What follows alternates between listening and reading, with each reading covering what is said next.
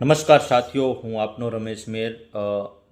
અત્યારે દુઃખદ વાત એ છે કે ભારતીય જનતા પાર્ટી અને મોદી સરકારે ખેડૂત વિરોધી જ્યારે નિર્ણય લીધો છે, આવનારા સમયમાં ખેડૂતના ઘરે કપાસ પાકી અને તૈયાર થવાની તૈયારી છે, ત્યારે આ જે ખેડૂતને કપાસનો પૂરતો ભાવ ન મળે ત્યારે એના અનુસંધાનમાં અમેરિકાથી સસ્તો કપાસ દેશમાં લાવી અને ખેડૂતોને જે પોષણ ભાવ ન મળે અને સસ્તો થઈ જાય એના માટેનું મોટું ષડયંત્ર થઈ રહ્યું છે। એના અનુસંધાનમાં સુરેન્દ્રનગર જિલ્લાના ચોટીલા તાલુકા ખાતે ખેડૂત મહાસભાનું એક આયોજન કરેલ છે।